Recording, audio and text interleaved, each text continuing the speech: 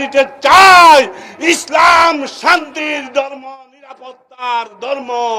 যারা রাতের অন্ধকারে 52 ভাষা আন্দোলনের সময় যেমন নাকি শফিক বরকতকে হত্যা করেছে, যারা 71-এ হত্যা করেছে, যারা 2024-এ ছাত্র জনতার উপর নির্বিচার গুলি চালিয়ে হত্যা করেছে, তাদের দূষর গত 18 ডিসেম্বর ঘুমন্ত মুসলমানদেরকে শহীদ করেছেন।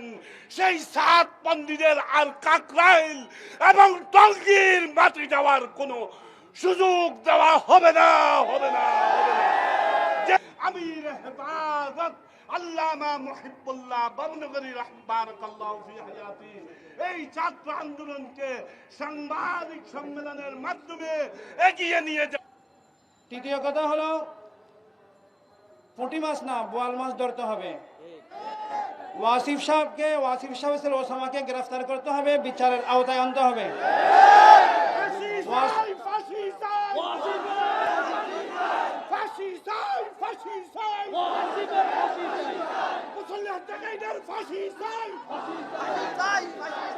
ওয়াসিফ সাহেবের ছেলে ওসামা সেই মুফতি না, তারা কথায় কথায় মিথ্যা কথা বলে,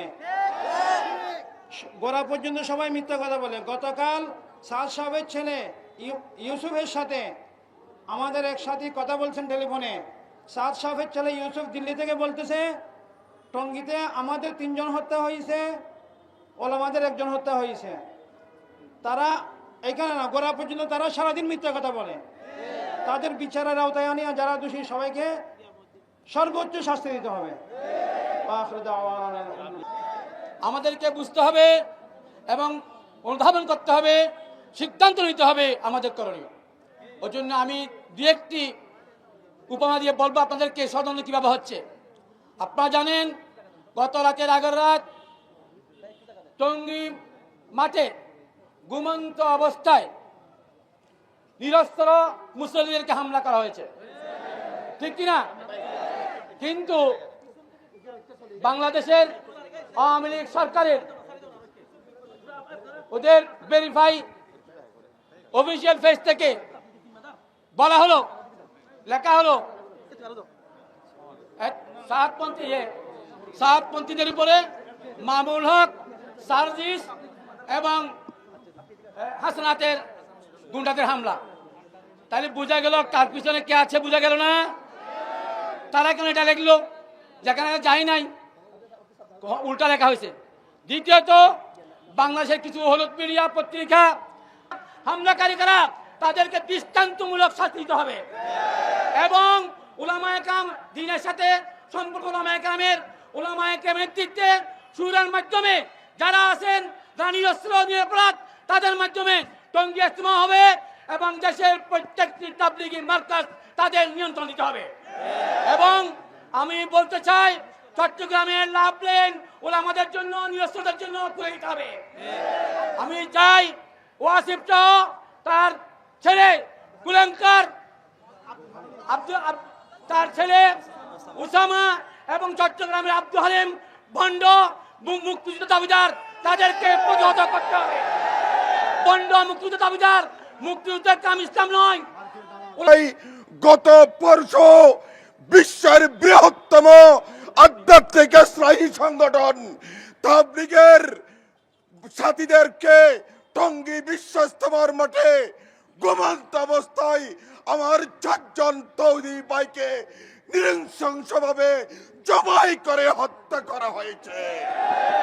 আমরা মনে করি হাসিনার প্রেতাত্মার বাংলাদেশকে একটি অস্থির রাষ্ট্রে পরিণত করার জন্য আপনাদের এই ষড়যন্ত্র শুরু হয়েছে। তাই সেই জন্য আজকে বলতে চাই বাংলাদেশের ছাত্র জনতা রাজনৈতিক দলের এই আন্দোলনের মাধ্যমে বর্তমান একটি বাংলাদেশে স্থিতিশীল স্থায়ী অবস্থা বিরাজ করছে।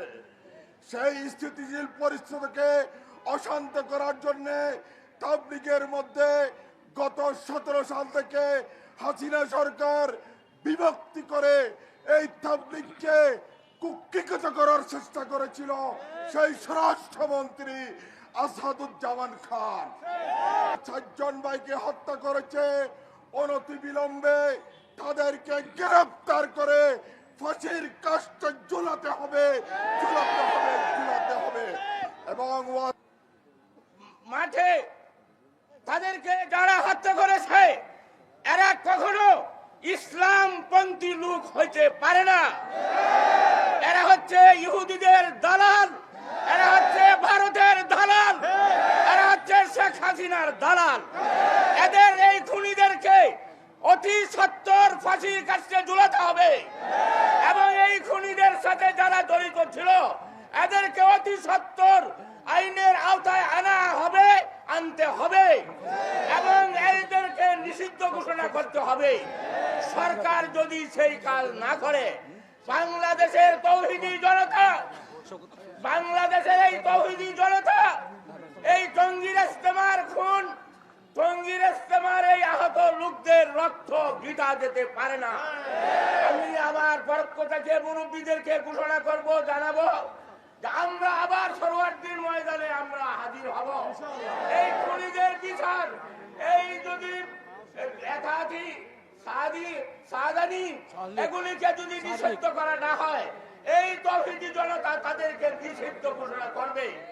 এদেশের মাটিতে, এদেশের মসজিদে মসজিদে এই নামে যারা তবলিগে আসবে এদেরকে এদেশের মুসল্লিরা তাদের নিজ হাতে এদেরকে দমন করবে।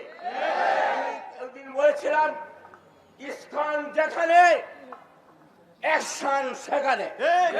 এখন আমি বলতে চাই এই সাদিয়ানি গ্রুপ যেখানে অ্যাকশন সেখানে। বাংলার জমিনে মসজিদে কোথাও দাঁড়াতে দেওয়া হবে না। ইনশাআল্লাহ আপনারা রাজি